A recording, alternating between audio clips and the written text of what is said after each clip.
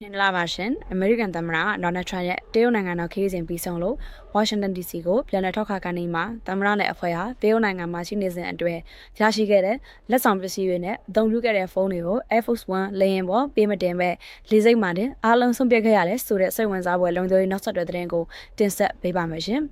ကမ္ဘာကျော်နီးပညာသတင်း website တစ်ခုဖြစ်တဲ့ Dish Crusher ရဲ့ဖော်ပြချက်အရသမ္မတထရန့်နဲ့အစိုးရအရာရှိကြီးတွေပါဝင်တဲ့အမေရိကန်ကိုယ်စားလှယ်အဖွဲ့ဟာတရုတ်သမ္မတရှီကျင်းဖျင်ဦးဆောင်တဲ့အစိုးရအဖွဲ့နဲ့နှစ်ရက်ကြာထိပ်သီးဆွေးနွေးပွဲတွေပြုလုပ်ခဲ့ပြီးတဲ့နောက်မေလ15ရက်နေ့ဘေကျင်းမြို့တော်ကနေပြန်လည်ထောက်ခံခဲ့ကြတာပါ။ဒါပေမဲ့သမ္မတစီက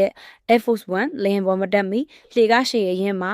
အင်ဖြူတော်ဝန်ထမ်းတွေလုံခြုံရေးအဖွဲ့ဝင်တွေနဲ့သတင်းတောက်တွေအားလုံးဟာတရုတ်နိုင်ငံမှာရှိနေစဉ်အတွင်းအသုံးပြုခဲ့ကြတဲ့ပစ္စည်းအမျိုးမျိုးကိုအာဏာပိုင်တွေထံလွှဲပြောင်းပြီးဆွန့်ပစ်ခဲ့ရတယ်လို့ဆိုပါတယ်။အဲ့ဒီလိုလင်းပေါ်ပေးမတင်ပဲဆွန့်ပစ်ခဲ့ရတဲ့ပစ္စည်းတွေထဲမှာတရုတ်နိုင်ငံအတွင်းသားလာစဉ်ဝန်ထမ်းတွေအသုံးပြုခဲ့တဲ့ယာယီလက်ကင်ဖုန်းတွေတရုတ်အစိုးရကအထုတ်ဝေထားတဲ့သတင်းတောက်ကပ်ပြားနဲ့ပိုးစလဲကပ်ပြားတွေအမတ်တွေကရင်တို့တဲ့စိတ်နဲ့အရှာရရှိခဲ့တဲ့လက်ဆောင်ပစ္စည်းတွေအားလုံးပါဝင်နေပါတယ်။လင်းနဲ့လိုက်ပါမဲ့သူတွေဟာအဆိုပါပစ္စည်းတွေကိုလင်းလေကရှင်ရင်မှာအသင်းချထားတဲ့အမိုက်ပုံးတွေကိုဆွန့်ပစ်ခဲ့ရကြောင်းအိမ်မီတော့သတင်းတော်တူရဲ့ပြောကြားချက်ကိုကိုးကားပြီးတော့မှဖော်ပြထားတာဖြစ်ပါတယ်။ဒီဖြစ်စဉ်နဲ့ပတ်သက်ပြီး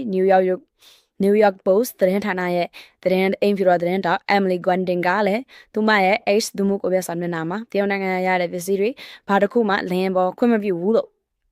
ရေးသားကလုံခြုံရေးတင်းကျပ်တဲ့အရှင်တွေကိုထုတ်ဖော်ပြောဆိုခဲ့ပါတယ်။အမေရိကန်လုံခြုံရေးအဖွဲ့တွေအနေနဲ့စိုက်ဘာလုံခြုံရေးဤပညာအရကြားဖြတ်နားထောင်မှုနဲ့ထောက်လှမ်းမှုဘေးအန္တရာယ်တွေကိုကြိုတင်ကာကွယ်ဖို့အတွက်အခုလိုတရုတ်နိုင်ငံထုတ်ဤပညာပစ္စည်းတွေနဲ့လက်ဆောင်တွေပုံလင်းပေါ်ပေးမတင်ပဲပြတ်ပြတ်သားသားဆွန့်ပစ်ခဲ့ခိုင်းစရာဖြစ်ကြောင်းတင်ဆက်လိုက်ရပါတယ်ရှင်။